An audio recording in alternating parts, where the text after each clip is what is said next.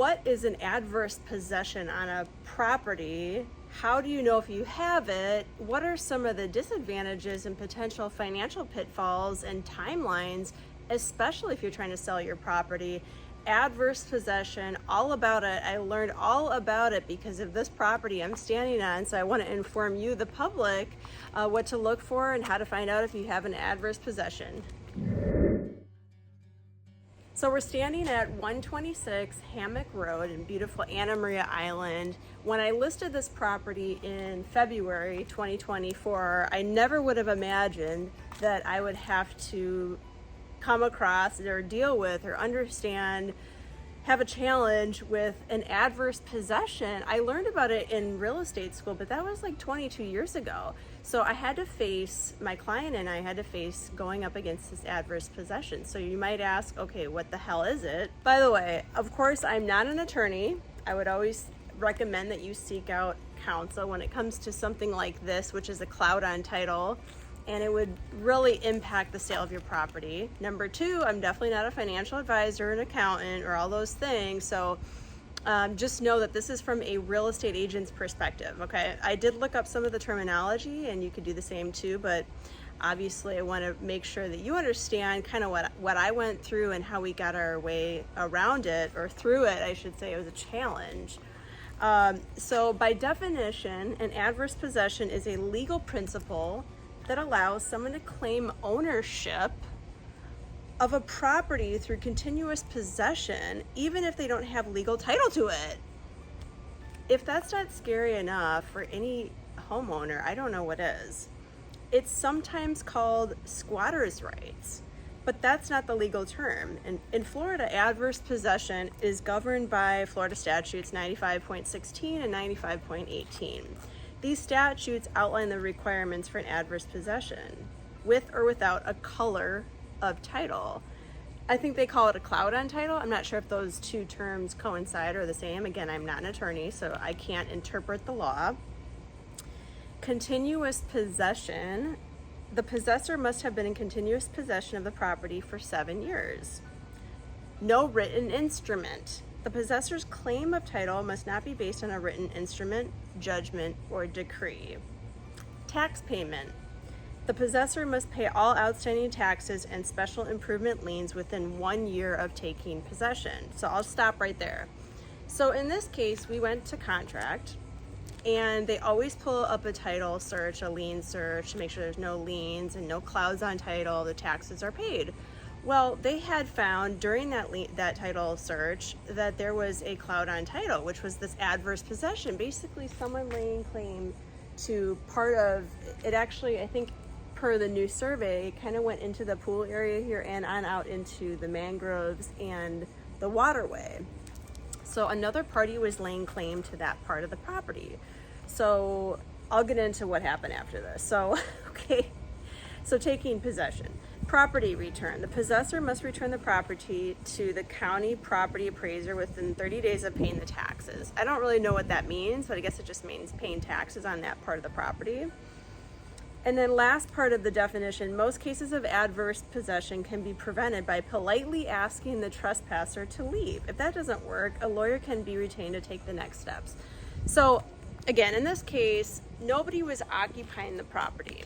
Number one, there's no place to park on the road behind the camera, which is the front door.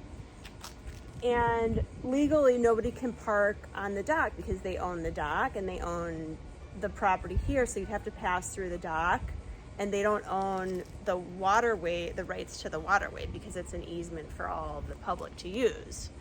So nobody physically squatted here. Nobody physically used this property. It was just a document that the seller signed, I think back in 2011. I have the document here.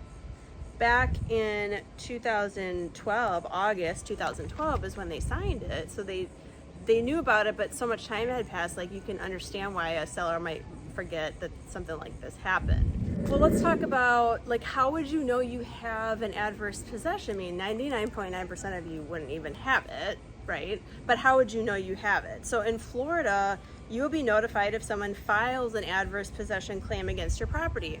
This is the document that they signed back in 2012. property appraiser. The property appraiser will notify you if someone files an adverse possession claim against your property. The appraiser will also note the claim in the public searchable property database, so that they found that the law firm that's also a law firm, the title company that's handling the transaction, found it by way of the title search and searching through the property appraiser's website. So the tax collector will send you a tax notice if someone is claiming ownership of a property by extending a fence or a driveway over the property line, which did not happen in this case. That would be a clear indication that someone's trying to occupy or take use part of your property. That did not happen here.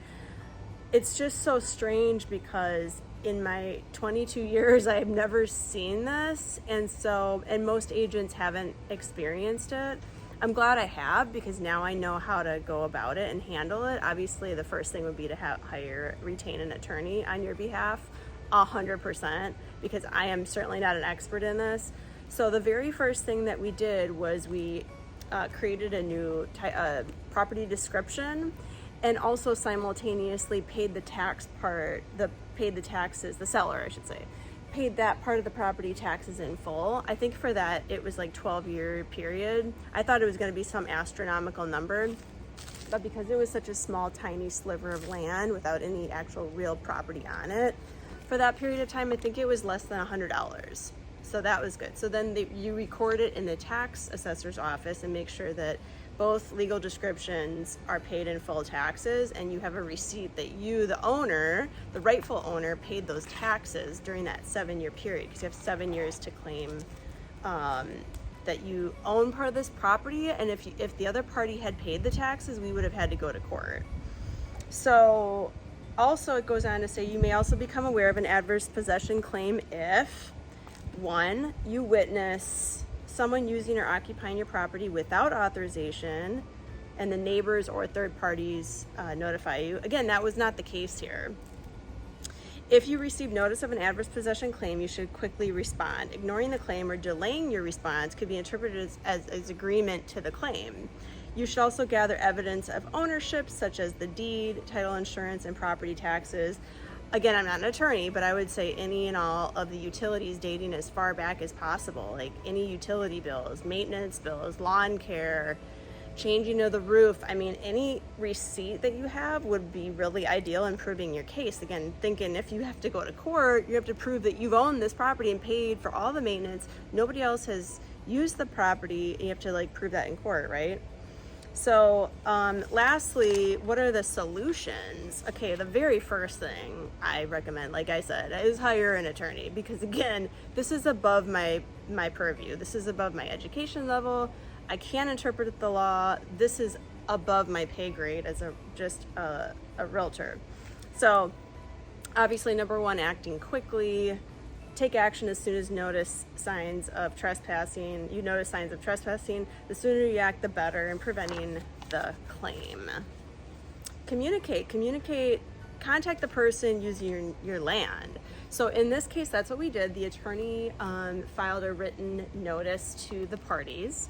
And if the party on the original claimant is since deceased, you have to contact every single one of their dependents. Any of their children have to be notified, and that was the case in our situation. The original claimant had since passed away, so the attorney had to make sure that every single dependent was notified, and certified mail, signed, all that, documented that they in fact received it, and that we asked for them to respond by a certain date.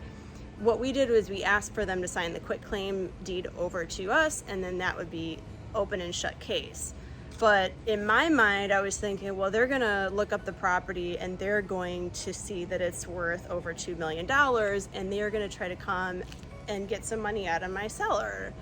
And miraculously, I mean, it's an absolute miracle that they didn't ask for, number 1, an exorbitant amount. In that case, we would have gone to court, and then this closing would have been delayed, which, by the way, in the terms of each contract, there is a line item for such issue like this that says if there's a cloud on title, there are deadlines that are built into the main body of the contract for issues that do arise because of defects in title, shall we say.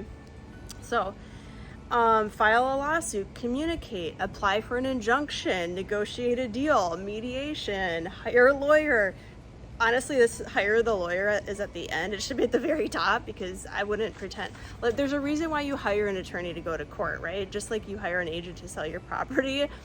It's just one of those things that just a simple title office is not going to be able to help you with. I would not advise just having a simple title office without legal counsel handling something like this for you. There's something to be said about having receiving a letter that has a legal office as the sender, to impel someone to obviously respond expeditiously, because this very well could have dragged on and on and on and just caused a big issue for all the parties involved. So I'm really, really thankful that they signed the quitclaim deed. So now they have the properties paid in full. It's their property. They pay the taxes, and it was just such a stressful situation, I'll say, because I put it under contract in April. And as I film here, we're supposed to close September 17th. So April, May, June, July, August, September, a 5-month closing.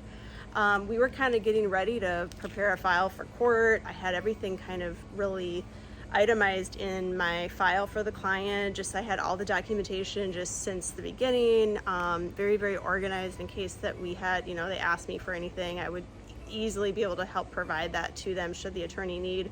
But man, oh man, it was a stressy situation. Not to mention, when I listed 126 Hammock Road, it was in an extreme seller's market. It still is. When I listed this house, it was a 19.9 month level of inventory, which technically means it would take an average of 600 days to sell the property. We did put it under contract in 90 days, which is a very, very quick turnaround considering the level of inventory here. As we sit here in September, it's about a 12-month level of inventory, which is still a very extreme buyer's market, just so you know. So I feel very, very good that we still have the buyer, and that we were able to secure a very good selling price at $2.2 million, full price as of the last listed price, right? So it'll show 100% of asking, even though we started much higher, closer to $3 million actually. The seller was motivated, they wanted to move on with life. So it's a hard lesson to learn. It's something that if it does happen, it just would raise alarm bells for sure, for any agent, for any seller, for any buyer, certainly any lender. Just know that it's just one more challenging thing I've been through as an agent, and I'm happy to represent you and your best interests if you're thinking of selling a property, whether it's on Anna Maria, Longboat Key, Lido Bird Key, Minnesota Key, Casey Key, Siesta Key, all of Sarasota, all of Lakewood Ranch, all the best parts of Bradenton, Osprey, Nokomis, Venice, Englewood, you name it. I love selling waterfront and luxury properties. That is my specialty, and I adore you for reaching out to me and commenting and subscribing. It's because of you that I carry on and do these videos, because you're watching them, and I so much appreciate that. I hope you learned something today. I know I've learned a lot in this whole process. It was a big, big, big learning curve for me, I will say, but one that I'm grateful for, and I'm grateful for my clients for trusting in me and hanging in there with me as they have, and for the buyers too. They've been great. Their agent was wonderful too. I can't speak. Another Coldwell Banker agent, which was awesome. So everybody all around was very patient as one could be in a very stressful situation, but we get through it, and for people that think that this business is easy, it's anything but at times. It's very, very challenging, and when you come across something as challenging as an adverse possession, that's where the rubber's going to meet the road, and you see who's got the grit and tenacity to stick through it with you. Keep your best interests at heart at all times. So thank you, and call me 941-544-7690 or email me shaylatwit@gmail.com.